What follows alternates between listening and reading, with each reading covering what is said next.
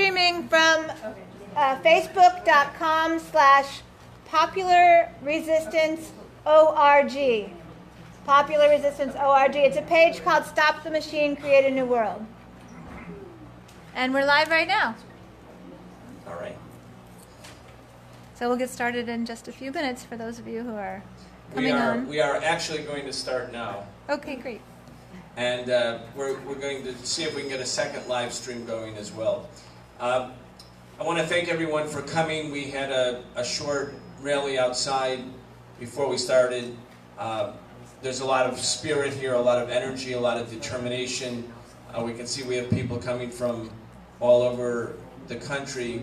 My name is Brian Becker. I'm the director of the Answer Coalition, one of the groups that has been participating and showing support for and participating with the Embassy Protection Collective, which was initiated by Popular Resistance. You can go to their website, popularresistance.org. That's where the live stream is. Also by Code Pink. Those two organizations in particular have basically held down the fort here, and they're largely responsible for the ability for the rest of us to be able to mobilize and come together. So let's give a big shout out to Popular Resistance.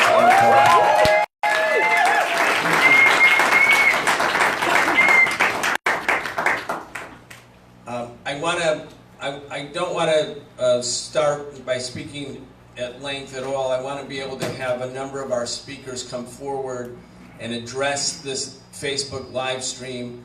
I think to the people watching us around the country and indeed around the world, we are trying to do everything in our power to stop the government that speaks in our name but without our consent from carrying out an act of international piracy in the seizure of this diplomatic compound, which is in violation of the Vienna Convention.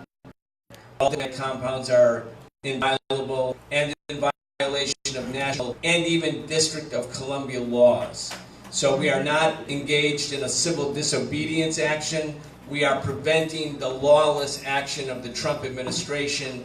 And we say to all of those people who have been part or partaking in any demonstration against the Trump administration for the past 2.5 years because of its racist, xenophobic, anti-Muslim, anti-immigrant policies, its pro-war policies. Any of the people who have been participating in those kind of demonstrations, unless you stand also in opposition to Donald Trump's imperial efforts to overthrow the sovereign government of Venezuela, any kind of resistance that excludes a principled internationalist support for the people of Venezuela is in fact inadequate. That's right.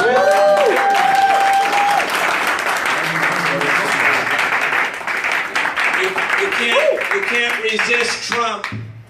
You can't resist Trump and say his policy of border separations, of family separations at the border, his obvious hatred towards people from Latin America at the border. You can't participate in those demonstrations and at the same time buy into Donald Trump's explanation that he's trying to overthrow the government of Venezuela because he cares so much about Venezuelans. How can you carry out an extreme policy of racism against people from Latin America at the U.S. border and then say, because of your tender concern for the rights of Latin Americans in Venezuela, you must seize their embassy, you must steal their gold in Britain, you must seize diplomatic compounds, you must impose economic sanctions so that they can't eat, if that's the goal of sanctions, or they can't get medicine for easily treatable illnesses and diseases. You can't have it both ways. Are you against Trump or not against Trump? Because if you're against Trump, you're with us right here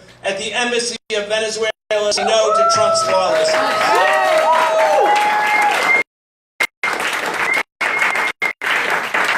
We're going to have a number of speakers who are the people who have really been key to this opposition right here at the embassy.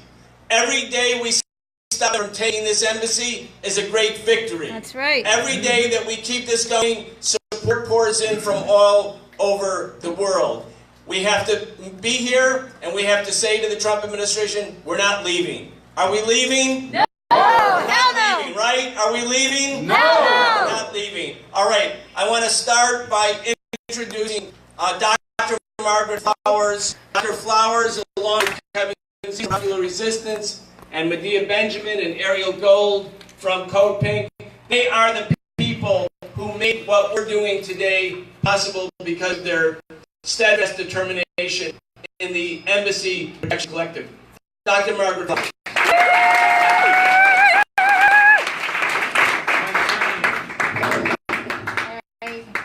Thank you so much. Thank you for being here. So we're in a really exciting time, and I just want to let folks know that are watching what's actually going on here. Because the United States attempted a coup in Venezuela, and it failed. President Maduro is still in power. In fact, we were in Venezuela about a month ago, and President Maduro was in the presidential palace doing presidential things. But the United States can't accept that. And so they're recognizing this guy and trying, as Brian said, to turn over this sovereign space to an imposter. And so when we learned about this in Code Pink and Answer, immediately there was a call to the embassy, can we help out? Can we be in solidarity? And they graciously allowed people to come here and hold this space. And initially we thought, okay, well, we're here legally. This building is owned by a government that's in power. So there must be some law, some court way that we could stop them from taking the embassy over. And we spent about a week talking to all kinds of lawyers and saying, well, can't we get an injunction? Like, wouldn't that make sense? Because actually, the State Department looks to both the Organization of American States and the United Nations to determine which missions get, how missions get accredited. And the United Nations still recognizes President Maduro. The OAS had to change its rules to recognize Juan Guaido. And what does that send to the other countries that are part of the OAS? Like, who's next? They should be very afraid. So after a week of this, what we learned is that there is no way, to say that, the U.S. is violating the law and in recognizing Guaido as the person that could have control of this space. And we can't turn to international law. Why? Because the U.S. doesn't participate in international bodies of law. So once again, it was just reinforced that our judicial system is designed to protect the power holders. And so immediately we thought, okay, so what do? We've just got to try to get as many people here, get as much media attention, make as big a stink, put our message out as big as we can, and let's see. We felt kind of powerless at that point. But what happened was you showed up. People showed up, and the media showed up, and our story got out, and our messages got out. And on last Thursday, when we thought they were going to come in here and evict us, they were nowhere. Well, there's some Secret Service outside, but they didn't come up on the doorstep, so that was great. So what we're doing here, my friends, is we are doing a living in. It's not sitting in like the Washington Post says, where they said we're sleeping in chairs and doing a sit-in like we just sit in chairs all day and we never. That's not what's happening here. We're working here, we're taking care of the building, we're doing organizing work, we're cleaning, we're cooking, we're living in and we're working in here.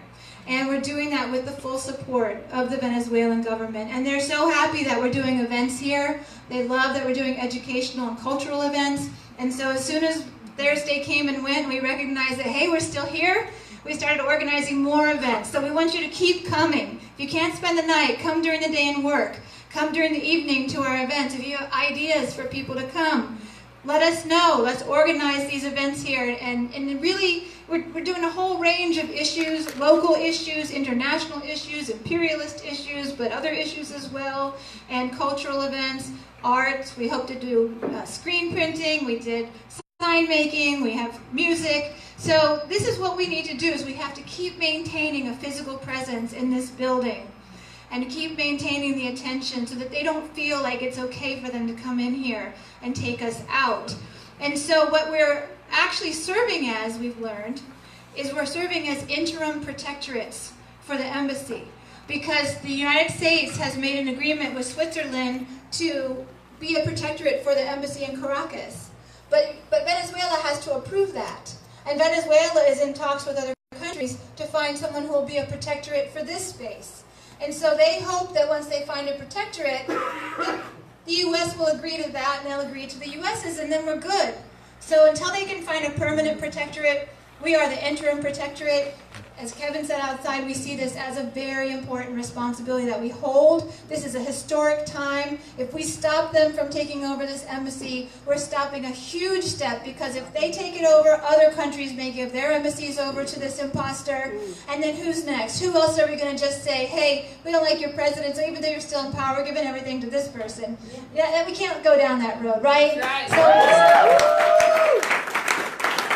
big congratulations to everyone that's been a part of it. Every single one of you, just even coming here for a little short time, has played a very important role. And we hope that many of you will come and stay, get in touch with us, and let's hold this space in a beautiful way, full of love and resistance that we've been doing. And let's win. We're saying, hell no, Juan Guaido.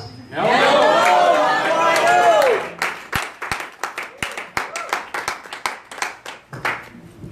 So we should also be speaking into the camera in addition to the crowd, because people are watching. So that's for the other speakers. Sorry. Yeah, I forgot as well. That was Dr. Margaret Flowers, popularresistance.org. We're going to hear from other speakers with popularresistance.org and Code Pink and Black Alliance for Peace and Lee Camp and some others. I know there's a group coming from Baltimore, including Eugene Perrier, who will be here shortly. So it's going to be a very, very exciting program. But as I mentioned in the beginning, as we stay here and as this continues, support is coming in from all over the world and all over the country. And we have one expression of that support today, and I just want to bring Albert Leger from Berlin, who is here, because the folks in Germany, like people all over Europe and all over the world, know about what we're doing, they care about what they're doing, and they're here in solidarity with us. Albert Leger.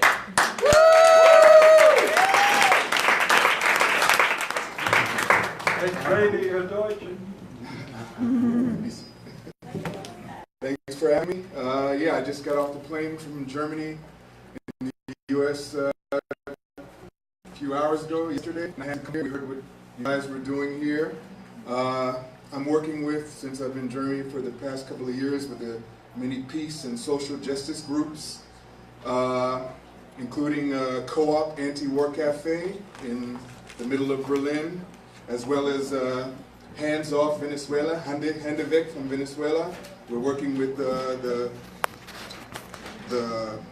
people from the Venezuelan embassy in Berlin, as well as also other social justice groups and anti-war groups. And they have tasked me with bringing to you the Embassy Protection Collective Declaration of Solidarity. So they asked me to come to you to bring it. And we're with you guys, and I'll read a little bit from it for you. And they say, "Dear comrades, we, the Berlin Solidarity Group, Hands Off Venezuela, Hände Weg from Venezuela, recognize the sovereignty of the Venezuelan people under the legitimate government of Nicolas Maduro against imperialism and violations of international law by the U.S. and around 50 other countries, so-called democratic, predominantly Western states aligned with U.S. interests. We strongly support the Embassy Protection Collective's actions in defending the property of the Venezuelan people abroad and condemn each attempt by hostile forces to take illegal action against the Vienna Convention on Diplomatic Relations of 1961. The Trump administration completely crossed the line in ignoring basic rules, international standards of civil coexistence, off the chain. After the failed coup d'etat attempt of mid-January by the self-appointed President Juan Guaido and the Venezuelan bourgeoisie, we now face an escalation of aggressive actions against Venezuelan diplomatic embassies, the confiscation of Venezuelan people's property, and sanctions, more sanctions, against selected Venezuelan representatives in those countries which support U.S. policy and illegal regime change in Venezuela, including the German government, unfortunately. So we declare that we condemn the illegitimate self-proclamation of Juan Guaido as president of Venezuela. We condemn the escalating actions and aggression against the lives and property of the people of Venezuela. We call on the international community of nations to condemn the illegitimate intervention in the internal affairs of all sovereign states, including Venezuela. The German government must withdraw its recognition of the illegal presidency of Juan Guaido and immediately condemn the violation of international law and diplomatic standards by him and his followers. And finally, all sanctions against the Republic of Venezuela must be dropped. That's right. Yes. I'd like to thank you guys for having me and showing our solidarity between here, Venezuela, Berlin, all around the world. Hände weg from Venezuela, solidarity.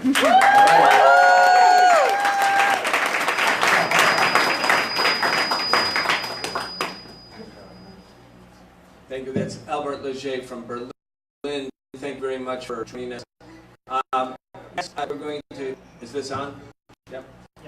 Next, we're going to hear from Ariel Gold. Ariel Gold is one of the key spokespersons and organizers for Code Pink. Elliot Abrams got a chance to meet Ariel firsthand the other day. All right. Yeah. With Elliot Abrams. Let's hear what happened at that chat, and let's find out what Code Pink has been doing. It's been making work. Ariel, go.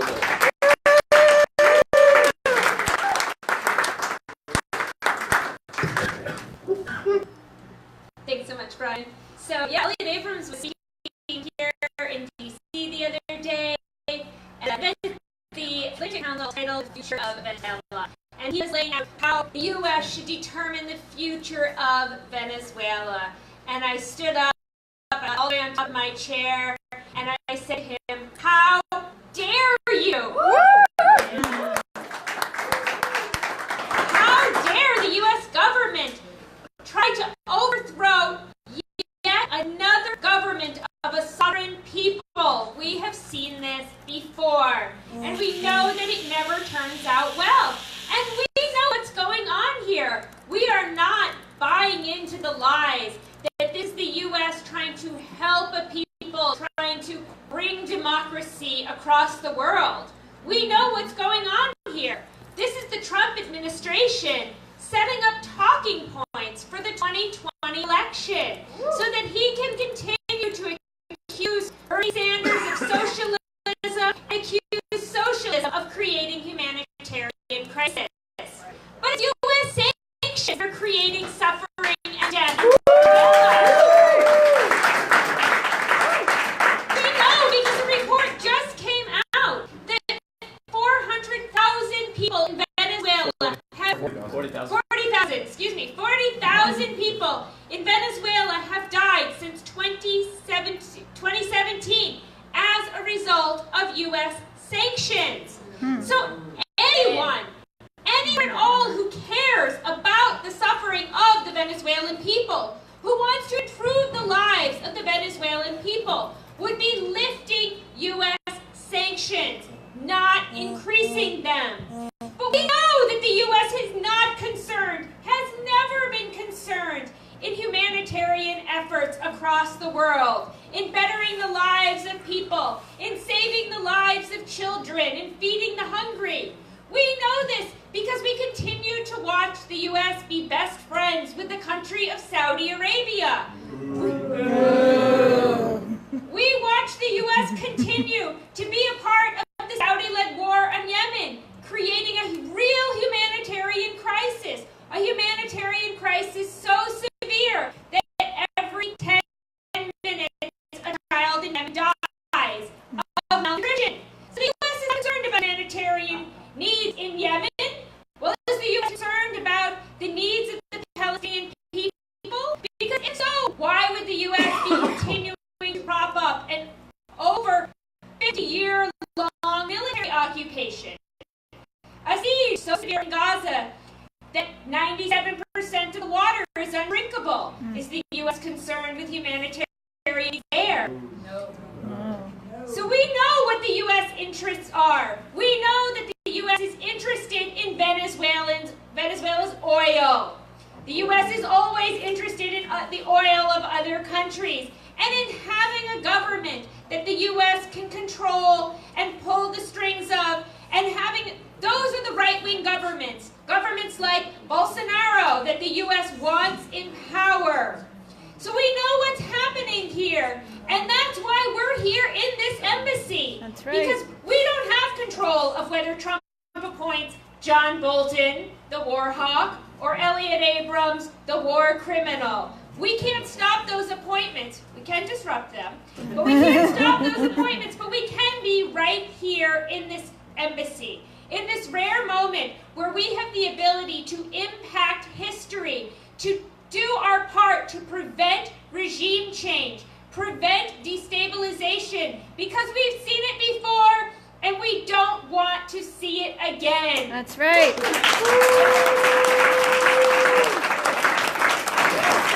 know that we are here in this embassy legally, under invitation, under permission of the Venezuelan government. But we also know that the U.S. administration, not just the Trump administration, but before as well, is not always interested in abiding by the law, and is certainly not always interested in abiding by international law. So we need everybody who's here, everybody who's watching this video, everyone who watches it later, to show up here with your bodies, to join our team, whether you can come for the night, for the weekend, for 2 weeks, whether you can stay for as long as some of us are here, for as long as it takes. Join us.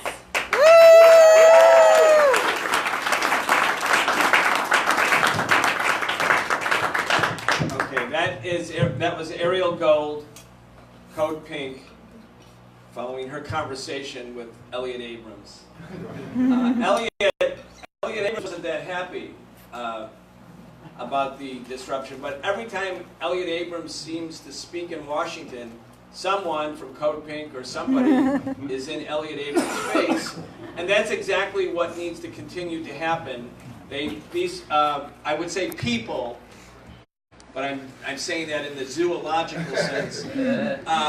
These so-called human beings need to hear from real human beings to talk about what we think about their imperial policies. We have a number of great speakers in line coming up. Marvin Hilliard, we have Eugene Perrier, Kevin Zeese, Lee Camp. We have a representative for Black Alliance for Peace. We're going to keep this going. More and more people are coming in throughout the afternoon. We're going to have another event this evening. People are going to get a chance to meet each other, people from different cities. That's all important. And again, for those watching the live stream, we're here and we're trying to make this an educational event, but we're not really trying to be interesting. We're trying to make it clear that we need people to be here. We need people to show up. And if you care about Venezuela, just come. If you can, if you're retired, if you're on spring break, if you can take a couple vacation days, whatever you can do. We had people coming from all over the country this week. It was an amazing demonstration of solidarity, really, really strengthening. Let's hear now from Kevin Zeese. Kevin is one of the other leaders, along with Margaret Flowers, of Popular Resistance. Again, these are the people who have been holding it down here. Without them, we wouldn't be here. Kevin Zeese.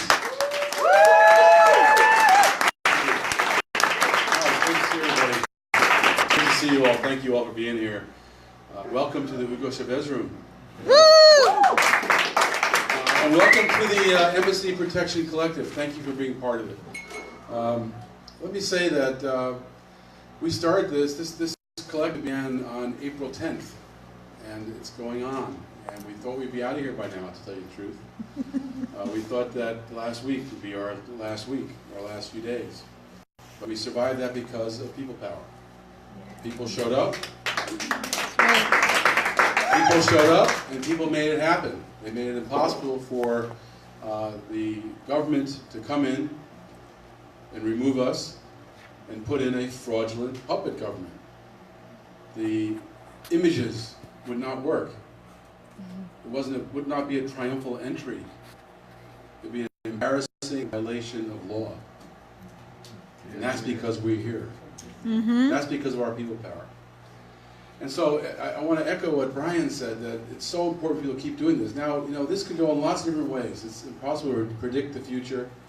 I can imagine inside the government there's lots of debate on what to do. I'm sure some people in the State Department are saying, do we really want to send the message that no embassy in the United States is safe? The Antikrieg should not apply in Washington, D.C.? Do we really want to send that message? What kind of blowback will there be from that? So I think there's some people in the State Department, of course, there's the hotheads. Elliot Abrams, after interrupted by Ariel, told out that we were here, which was false. That we were told to leave, which was also false. We're not here illegal. We've never been told to leave. In fact, we've been thanked for being here. In fact, when the Foreign Minister spoke to us by a teleconference the other night and applauded our efforts, thanked us for our efforts, let them know that all of Venezuela's authority is behind us. The next day, what's the response to the Trump administration? Sanction him. Sanction the foreign minister while he's in the United States visiting the UN. Okay, so we're going to have the United Convention violated. No foreign embassy is safe. Foreign minister comes to the UN, gets sanctioned. Foreign ministers are unsafe. This is lawlessness upon lawlessness. This is U.S. gangsterism. Right. The U.S. thinks it can be a big bully, but you know, there comes a time when bullies don't have that power, and that power is coming to an end. We're seeing the United States empire crumble. This will go down in history. We'll look back on this a few years down the road as a moment when we saw the decay of U.S. empire. That's right. Because when an empire abuses its power against foreign ministers, against countries threatening not just Venezuela, but Iran, and not even just Venezuela, but countries that do business, buy oil or anything else from Venezuela or Iran. So now we're seeing develop a coalition of countries who have been sanctioned, yes, in the dozens now, and dozens more who are affected by sanctions. What is this doing? This is creating an alternative economy to the U.S. dollar. This is really how the U.S. keeps a lot of its power, the dollar and the military. We lose the dollar, we can't pay for the military.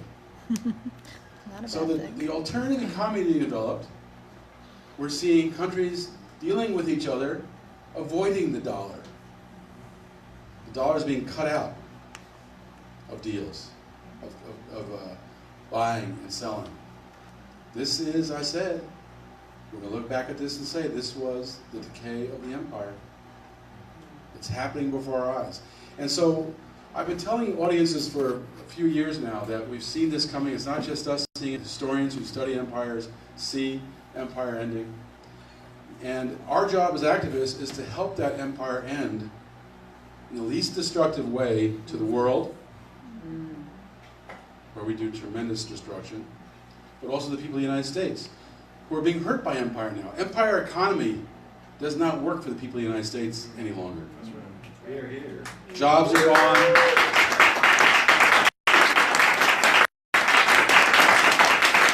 Jobs are gone, income is gone, the wealth divide is expanding, inequality is increasing.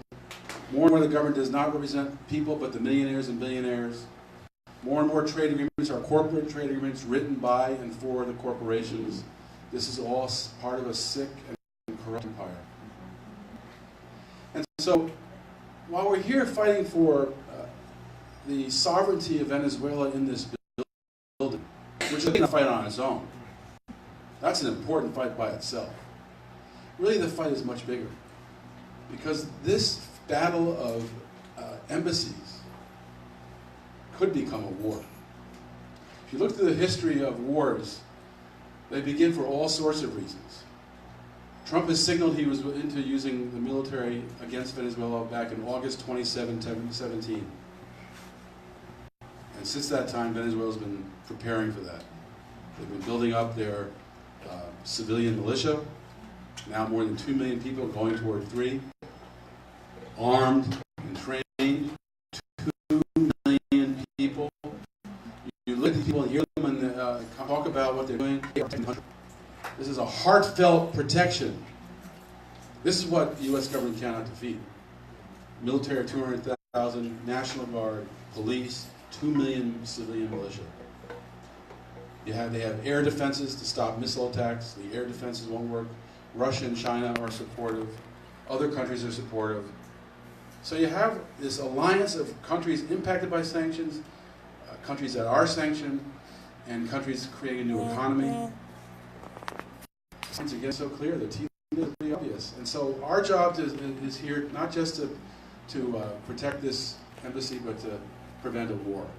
We don't want to see this embassy taken by the United States with a puppet government. We don't want to see the U.S. Embassy in Caracas taken in response. We don't want to see the U.S. say, that's an act of war, and there we go.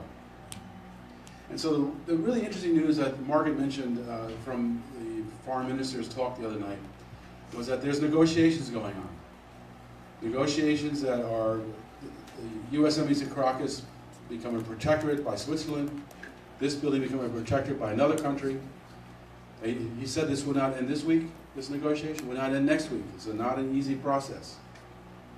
And so while we are surviving every day a victory, after a time we already thought we would be evicted, it's been obvious that they can't evict us as easy as they thought.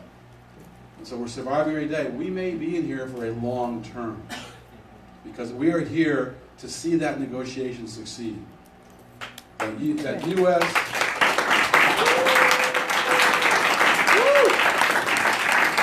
You see that negotiation succeed. Give them time for the U.S. and Venezuela and the 2 countries of the protectorate countries.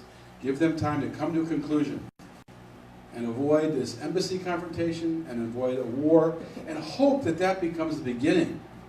Once they can negotiate that settlement, then it's time to wind down the conflict between Venezuela and the United States. This conflict That's right. is not, Sorry. Venezuela and the United States. This conflict is not just a Trump conflict. The first sanctions were put on by George W. Bush.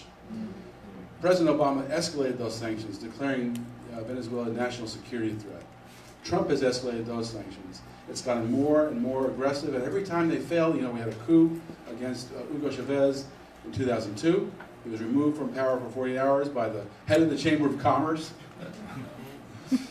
who then fled to Colombia and now is in Florida.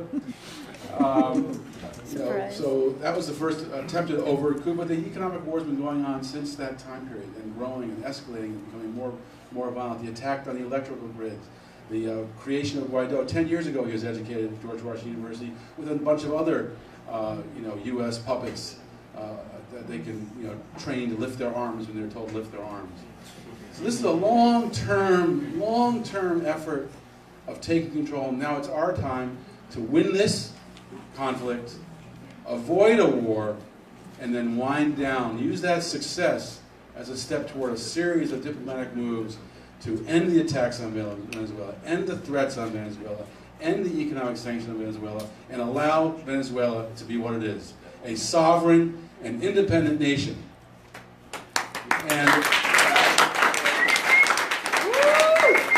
that's why it's so important we're in the Chavez room, because it's his election that was a declaration of independence from U.S. domination. And we continue to fight that battle in his name, in his honor, and in the honor of the Venezuelan people. Thank you all very much for listening.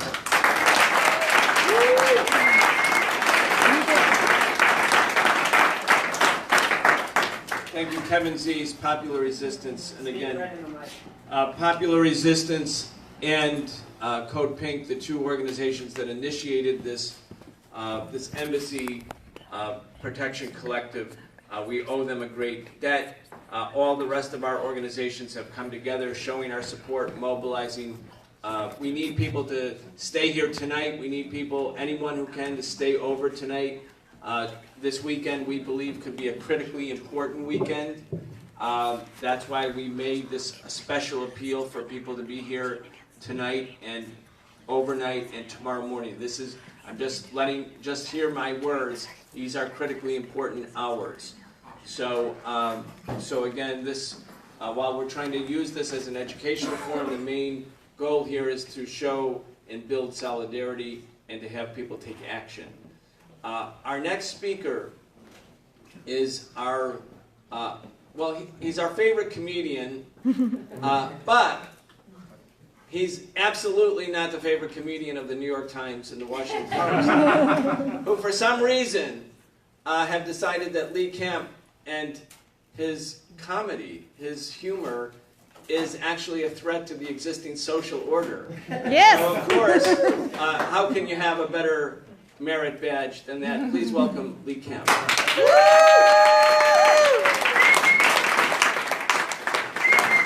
Thank you. Give it up for Brian Becker for and I know maybe we're doing this a bit too much, but Margaret Flowers and Kevin Zeese and obviously Code Pink for helping make this happen. But also they saved the internet at least for a couple of years. They also kept us out of the TPP, so that needs some applause right there. So now they've actually set their goals a little lower, just say Venezuela. So it's just, they're taking it easy right now. This is the easy one. This is really exciting to be here. Let me know how many little, hi everybody at home, how many little thumbs up I get on the thing there. All right, I got one heart. Someone just gave me a heart. Thank you. Yes, right there. Although on the background it says, oh, war, which isn't good. Let's do that. There we go. Now it says no war. All right. Much better. Oh, war, just like, oh, war. All right, so it's exciting to be here. It's exciting to see all you. Exciting to see how filled this room is. Like, I'm proud to be here with you because this is. I know that obviously we're standing against a lot of things, no war and no coup, but this is yes to peace. This is yes to a calm, peaceful world, to people having sovereignty and self-determination. That's what this is yes to. All right. So this is actually a very positive thing. It's not just no. There's a lot of yes going on right now. There's a lot of peace. This is standing for peace. And life, honestly, because obviously war is death. And speaking of war, let's be honest, it's not economic sanctions, it's not economic punishment, it is economic war. That's right. It is a form of war, all right? And we should call it economic war. As someone else mentioned earlier, for a new study shows 40,000 people have died from U.S. sanctions alone in Venezuela. And our pathetic sack of, shit, the mainstream media, they'll cover the stuff that's going on in Venezuela and they go, well, the power's out and look at the hospitals. They literally, I saw like a CBS, they showed inside one of the hospitals, they're like, poor people who are invalids in the hospital don't have power. Well, who shut off the goddamn power? It was sad. You can look at the Canvas reports. We've been planning this for decades, this power outage. So it's like, that was us. So, what we do and our sanctions and our economic war, it has effects. It kills people. So this is, don't act, people like to act like, well, it's just, it's a very calm, peaceful way of trying to get a country to do what we want. But that is not true at all. This is just another tool in the war kit. That's right. And of course, Elliot Abrams says you all shouldn't be here, that you should be arrested for being invited in here. You should be arrested, but honestly, he's a war criminal, so I think he should be arrested. How's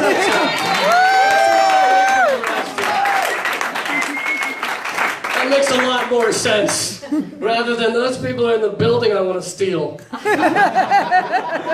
And in case you're confused as to how embassies work, why do you think Julian Assange was allowed to be in the Ecuadorian embassy in London for 7 years without being arrested until they invited the UK police in to arrest him, which they shouldn't have done, but that's beside the point. The point is, embassies are the property of the country, And that's the same here. The U.S. government can't just come in here. If that were the case, the UK government, the UK police would have gone in and arrested Assange in the second day.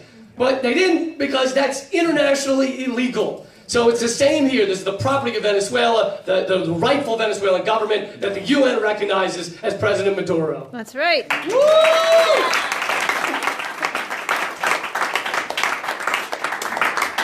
And as Kevin was saying, this is nothing new. This coup planning and perpetration has been going on for years. They tried to bring down Chavez many times. They tried to assassinate him. The coup in 2002.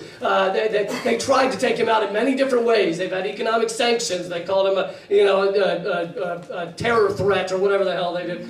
And it's been going on for years. This is just a ramping up of the continued U.S.-backed war games of collapsing governments that we disagree with. And why are we so opposed to Venezuela? Of all the countries, why is this the one that we're so focused on, along with one or two others? Well, one or two others that we're not actively bombing at the moment. Yeah, there's basically three reasons, and each of them have been mentioned at various points before during this broadcast right now. But I want to put all three together. Because when you have all three of them, oh man, does the U.S. hate you. If you have one of them, they're a little annoyed, but all three is a real problem. Number one is socialism, because as Noam Chomsky calls it, the threat of the bad example, right? If it shows, if Americans start looking at another country and going, they get health care. Why do they get health care? Hold on, they have college education for free? Why is that? I don't understand. Why is that?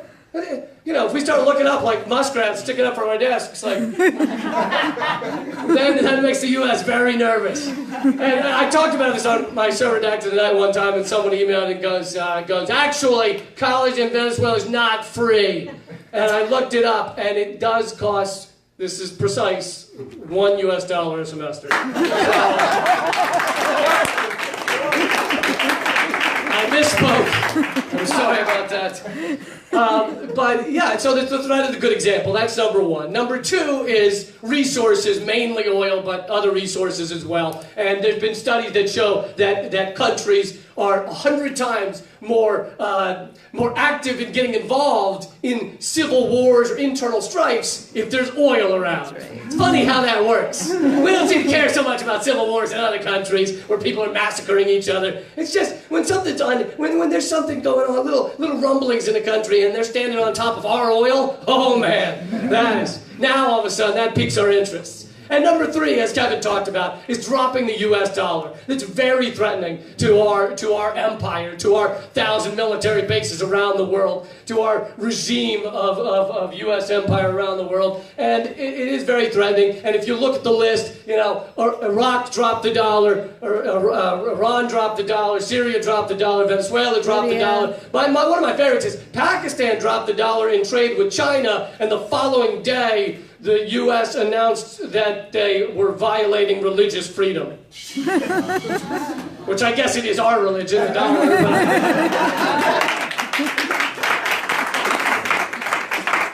So, those are the three reasons that we really want to get into Venezuela. And luckily, now they've even dropped the pretense of half of this stuff. They don't even pretend it's for helping people half the time. What was it? Bolton was on Fox News, and he said, we have to get into Venezuela because it'd be very good for us to get that oil. Like, he literally said that.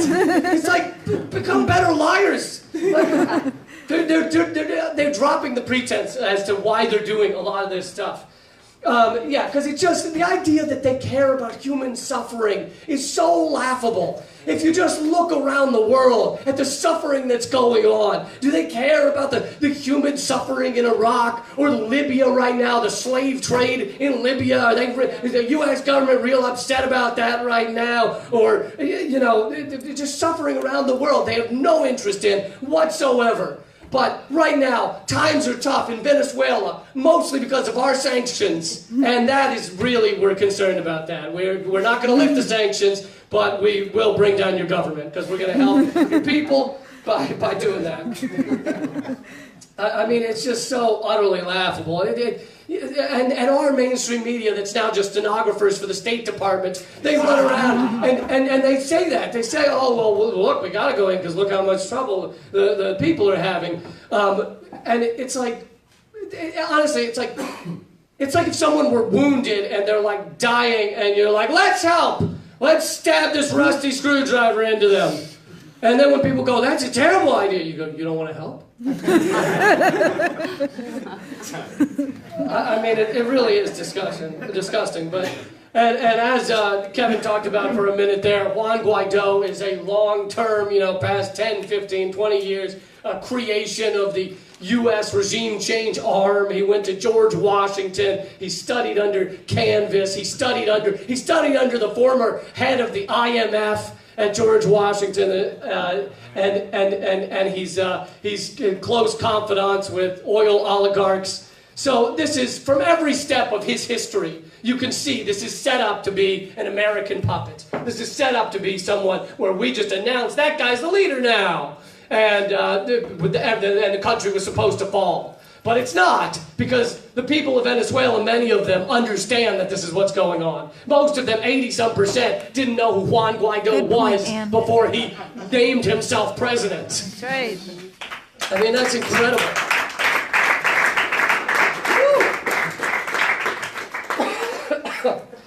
So yeah, I'll wrap this up, but that's why I'm proud to stand here with you, is because this is a moment to really stand for peace, to stand for self-determination, to say, where is international law going to start mattering? And when is the so-called resistance going to actually resist Trump on some of the things he's doing around the world? When are they going to help him resisting the one bomb every 12 minutes that's being dropped around the world, resisting the 1,000 military bases? We have $21 trillion of unaccounted for spending and transactions at the Pentagon that has been written about in Forbes and The Nation and Rolling Stone, and they failed their audit, the first audit ever. They just came out and said, we don't fucking know. We don't know where it goes. There's a giant sucking sound in the middle of the Pentagon, and it sucks in trillions of dollars a year, and it spits out nothing but death and destruction. And who is deciding?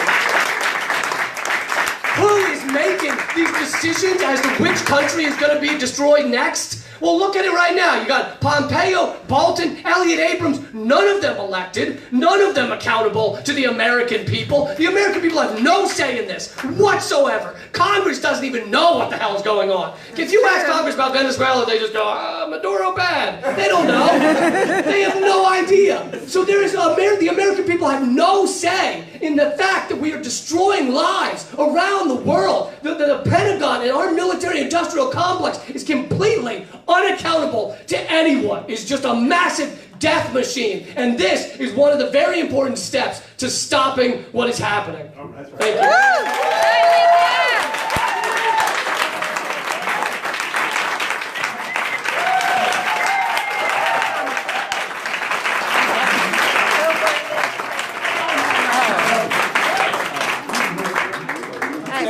Now we actually do know why the New York Times and the Washington Post think that Lee Camp's humor is a threat to the social order. You can watch Lee and Lee's show on Redacted tonight on RT. And, just in the last days, the U.S. government working and pressuring Google and Facebook, they've removed Press TV. They've removed Hispan TV from being able to get access online. RT was forced to register as a foreign agent. So I guess all of you are foreign. Can I just say the live stream from yesterday? Facebook said it shared. On my page, it shared it with 0.001% of my 300,000 followers. So they basically show these live streams it's suppressed at a crazy level. So that's an important point. Even if they're not absolutely taking you off, as they just have with Press TV and Google, they can just dial it down so people don't actually get a chance to see it. That's going on. Same thing happened to Telesur. And we have to make it. They'll say there's meddling in our democracy. Well, what's actually happening is without the alternative media, the corporate-owned media has a complete dominant impact on the population. To quote my favorite author, Karl Marx, who said who said when he was only 28 years old, that's when he wrote the Communist Manifesto, the ideas of any society are the ideas of its ruling class. And of course that's true, because the ruling class as a minority grouping can't really hold on to power and impose its position in society unless it can convince a big part of the population that they're right. It's not simply by force of arms or repression or the police or the prisons or surveillance. They have to convince people that the information that's being fed to the people from ruling class institutions is authentic and genuine and true. And so what we're doing here, and what the alternative media is doing, is actually trying to penetrate that thing so that the ideas of our society are not simply the ideas of its ruling class, but ideas that actually correspond to the truth. And the truth is that the unlawful party here is not Venezuela, and it's certainly not the people who are sitting here in this room and who are here as guests and as tenants of the real legitimate owner of this building. The actual entities that are carrying out lawlessness are those forces who are trying to overthrow the Venezuelan government. That's an important concept. And again, you won't get it from the Washington Post or the New York Times. It's from alternative media. And our next guest, our next speaker, is not only an organizer and an author, he's also a journalist and also a strong, powerful voice in alternative media. And of course, I'm referring to Eugene Puryear, who, among his other credentials, has an important show on Radio Sputnik, another Russian foreign agent show, called By Any Means Necessary. Let's welcome Eugene Puryear.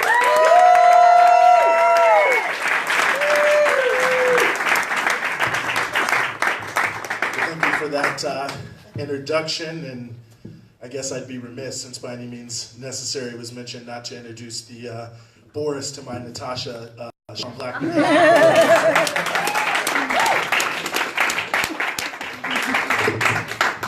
All right, well, knock off the microphone. Okay, well, good afternoon, everyone, and thank you all for being here. I mean, people have, some of you I don't know, some of you I know, and for those I don't know, very happy to meet you. Come from very far away here. Very interesting to see a friend and comrade all the way from New Mexico there in the back. So I mean, really, I think it speaks to the importance that people are not only coming from this area, but spending their own money to travel here from far away, to stay here potentially indefinitely, to defend the rightful, lawful ownership of this embassy, which is the government, the real government of Venezuela. And to speak to that point, and maybe just an interesting reflection on what people say versus reality. Now, you may remember that during the blackouts that were happening in Venezuela, as Lee correctly pointed out, the induced blackouts. One of the things that the government of Venezuela was doing, certainly that you never heard about, at least if you follow the mainstream media, was, since a lot of the water pumps operate on electricity, they were going around giving people water, making sure people had water. So, of course, different embassies need water as well. So the French embassy, they were out of water, they needed more water, and you may remember that French President Emmanuel Macron has said that Juan Guaido is the president of Venezuela. So you would think if they needed something from the government, that they would call their friend, President Juan Guaido.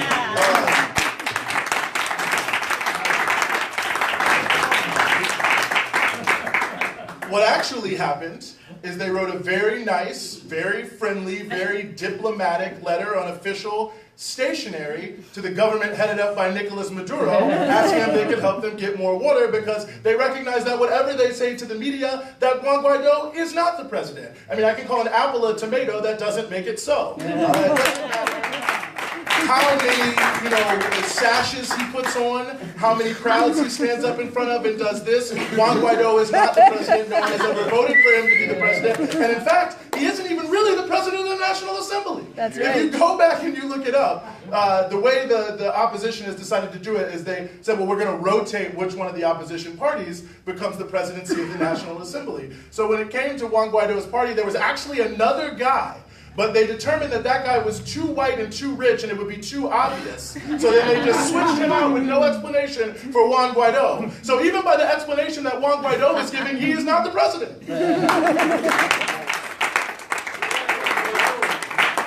know, I think there's a lot that can be said here on a number of different fronts, and you know, maybe I'll just add this before I go into some of what I really want to say to speak to the same point I just made. You know, Germany, Spain, they also recognize Juan Guaido. But when the people who are the alleged ambassadors who he sent to the foreign ministries there to be recognized showed up and were like, hey, I'm the new ambassador, both those countries were like, no, actually you're not. And refused to recognize them. I think that that's a testament to how shambolic this entire thing is, but I think it's also a testament to the unbelievable lies that imperialism will tell. That they're actually saying someone is the president who in actual fact they are refusing to recognize as such when it comes down to the actual nitty-gritty. And really look at Mike Pompeo, one of the main boosters of this entire thing. He said the other day, you know, when I was the head of the CIA, we lied, cheated, and stole. So that's exactly what they're doing now. They're lying about who the president is, and they're stealing the property of the actual Venezuelan government all around the world because they know that the only way for them to actually do and to carry out anything that looks halfway legitimate is through subterfuge and illegal activity, because no one really, or at least no significant number of people in Venezuela support this so-called government that really is just an instrument of an American coup. I mean, the only way they could do stuff like visas, passports, and all of that kind of thing, if, say, they took control of this, and this has been talked about in the media, would be for the United States to print these things for them. I don't know what sort of sovereign government that is, or what other evidence you need to know that this is a puppet, but you know, there's so many lies that are told. There's just a number of things I actually wanted to address here that I think are actually relevant about the actual history of Venezuela. And you know, for those who may be wondering, I've had the privilege actually of being there twice, once in 2005 and once in 2013, but you know, I'm glad you brought the issue of the threat of a good example, Lee, because when you look at the real history from the '98 period until the current economic crisis, you see some pretty phenomenal things in the history of Venezuela, and I hope people will forgive me from reading from my notes, but unlike the US media, I'd like to get it right.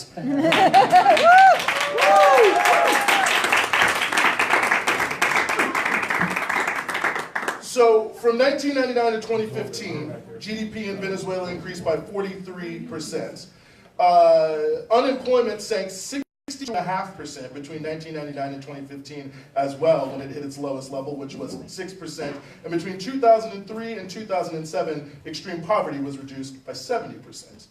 Now, Venezuela surpassed the first Millennium Development Goal, which many countries around the world have not done, of cutting hunger in half by 2015. And in fact, in 2015, the regional representative of the FAO had this to say about the joint efforts of the FAO, the United Nations, and the Venezuelan government about what was going on with the issue of food sovereignty. He said, Venezuela is not only implementing high-impact initiatives on food security for its own people, but it is also a key partner in various South-South cooperation initiatives that seek to achieve the dream of a hunger-free Latin America and Caribbean region. So not only were they attacking hunger in their own country, but becoming a key partner for all of the countries in the region to also tackle hunger, which, by the way, very few other countries in the region with wealth were doing in and of themselves. So Venezuela, not the richest country in the region, not the most developed country in the region, but certainly the most willing to help, that's for sure.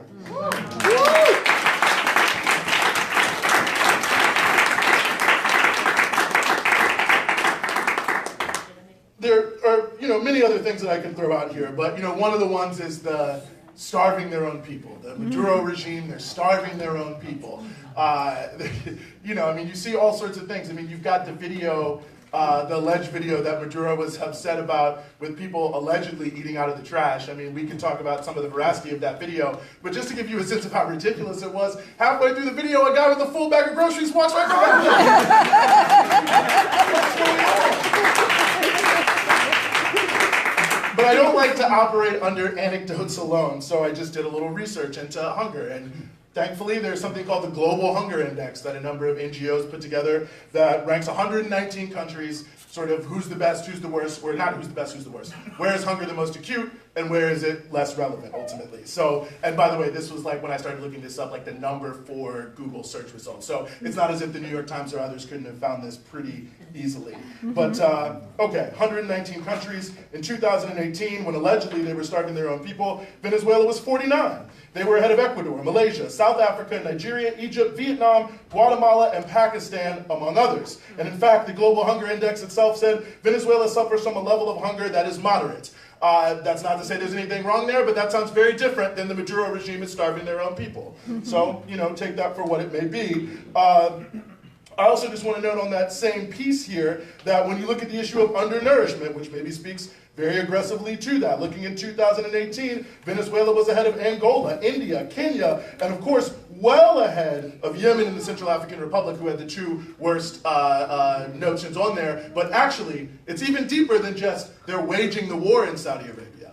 The U.S. was backing the Saudi Arabian government when they refused to allow a humanitarian corridor into the Hodeida port. So they say they have some humanitarian corridor into Venezuela, but when it comes to Yemen, the worst humanitarian crisis on the planet, they will continue to fund, continue to pay for the bombs, continue to fuel up the planes, and continue to help them find the targets to bomb those areas where that humanitarian aid is coming through. And I think that's extraordinary. And let me just broaden this out. The Human Development Index, which some people say is the best way to sort of see how a country is doing and tackling issues like poverty, income inequality, and so on and so forth. Venezuela is and currently ranked higher than Brazil, Thailand, China, Ecuador, Colombia, Ukraine, and the Dominican Republic. So there you have it right there. The entire narrative that they're starving their own people, that they're destroying their own country, or even that this is the worst humanitarian crisis in the world is completely and totally false.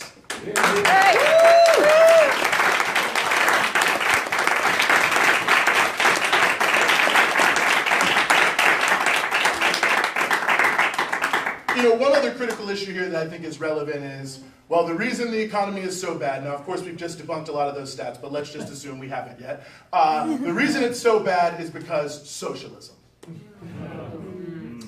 You know, it's interesting to note, and many of you who I'm sure in this very knowledgeable audience, many people watching may know this, have probably noted that a lot of people have noted about the economic crisis in Venezuela. The issue isn't so much that it's not that there's not enough food, but that people can't pay for it, right? The erosion of the currency and the fact that people are, you know, to some degree struggling there to pay. So, you know, that's allegedly about socialism. But I think it's important to understand how prices and shortages really work in Venezuela. Now, there's a price of the bolivar to the dollar that exists. And, you know, one other sign of how the U.S. is really an imperialist country, the sort of #1 website, as it were, to determine what the exchange rate is for any country is the U.S. Federal Reserve. So you've got that. Now, interestingly enough, the Federal Reserve numbers for what the exchange rate should be are really right in line with these, I mean, I call them dollar mafias. You know, they have these Twitter accounts and websites like Dollar Today that just, I mean, no one even knows who these people are. They're just on Twitter, and they just wake up and say, this is the exchange rate in Venezuela of dollars to bolivars. So it's just a completely fake, completely made up thing that then is being, well, completely fake, completely made up. I think we know who's making it up, but again, I like to speak in facts here. But be that as it may, then you have the Federal Reserve that's sort of doubling down on this issue. But when you start to look at what's going on with this exchange rate, you know, it's very interesting to see how it plays out. One, there's always a big spike in the growth, basically, in the length of the exchange rate, the speculation of the dollar, that basically what it makes it harder to pay for something. And the spikes always seem to come, interestingly enough, right around elections, when there's major protest, and when the minimum wage is raised. So oftentimes you'll see the minimum wage is raised by the government, and then like that, the next day, these websites just say, actually, we're going to have an even bigger exchange rate, a huge jump that exists, and then it erodes the value of people's increased minimum wage and makes it more difficult for them to buy goods. And when you look at the actual fact, the Consumer Price Index, right, which is the general thing of what things cost, is pegged almost exactly to the rise of the illegal dollar price, which means that people who are selling things by and large are not selling them based on what the actual price could be, based on an actual business decision, but based on these completely fake numbers that are being produced by these shady websites that are run by God knows who and the Federal Reserve. So when people see talking about socialism, I want to know when we can talk about capitalism. Sabotaged by capitalists of the economy of Venezuela to reduce the purchasing power of individual working class people to make it impossible for them to buy goods. And when you look at the goods that are missing, it's always the things that are most essential to the basket of goods. You also see many of these things are hoarded, but it's often the goods that strike right to the heart of the Chavista movement and the Chavista alliance, and you can find certain things but not other things, and it's all very interestingly set up in that way. So I just wanted to raise that because I think that's another one of the important logical fallacies that are out there. I won't go on and on. I will tell you one more thing. You know, there's a lot of conversation about, well, there's corruption. And one of the big things they say about corruption is, well, there's a lot of corruption in how the gasoline is sold between Venezuela and Colombia. And, you know, there's all these corrupt people who are buying it real low in Venezuela, taking it to Colombia and selling it very high. And that shows how corrupt the government is and how they don't care. And, you know, they're just in there making $1, making $1. Well, it's notable because a few years ago, the actual Venezuelan government, led by President Nicolas Maduro, they were like, this is obviously an issue. There is some corruption here. So what we're going to do is we're going to go to Colombia, and we're just going to lay out for them, look, it's not really a great look for us, obviously. It's creating some challenges, but clearly there are people in Colombia who need cheaper gas, and we want to help people in Colombia who also don't have a lot of money. And by the way, if you look at that city in Colombia where the aid came across, you know, just a couple days after that entire fiasco where they burnt their own so-called aid, the mayor of that city gave an interview and he was like, this is the highest, we have some of the highest poverty of anywhere in Colombia. Where's the humanitarian aid for us? And certainly the government of Ivan Duque that's going around and killing every union member, every peasant leader, and whoever they can, doesn't care about human rights. But anyway, so, you know, here's the chance. So Venezuela goes to Ecopatria, which is the gas company in Colombia, and they say, why don't we just sell you the gas directly very cheaply? So that way people in Colombia who are struggling to make it, who need to lower their cost burden by having cheaper gas can have it. And the government of Colombia said, nope, no thanks. So in fact, they want to facilitate as much corruption as they possibly can. They want to make it as difficult as possible in the border regions for anything to return to normal. They want the criminal gangs to get larger and more disruptive and to have cash to pass around to these people who they're then using to burn their own aid. They aren't actually interested in stability, human rights, humanitarianism, or anything they say. They're only interested in overthrowing the government no matter what the human cost. Right.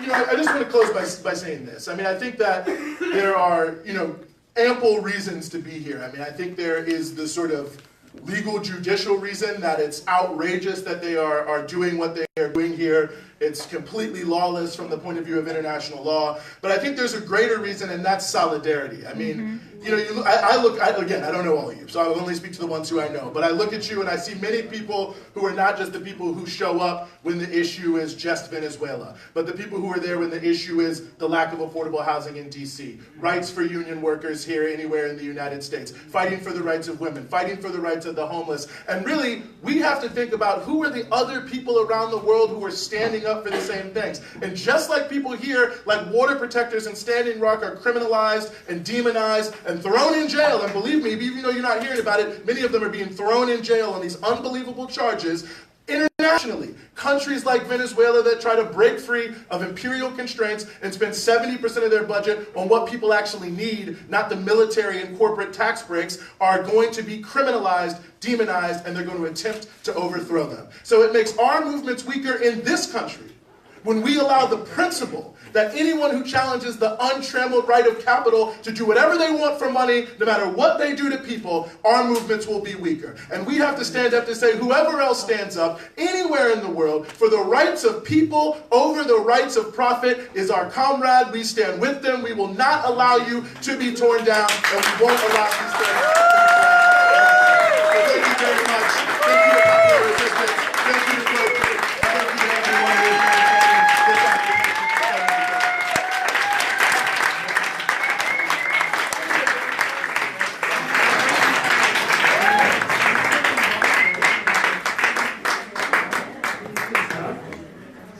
That's you Eugene per year. Eugene is a co-host of the show By Any Means Necessary. He's a longtime activist. He's also a founding member of the Party for Socialism and Liberation. Thank you, Eugene. Excellent presentation as well. We have two more speakers, and this has been an amazing program. Again,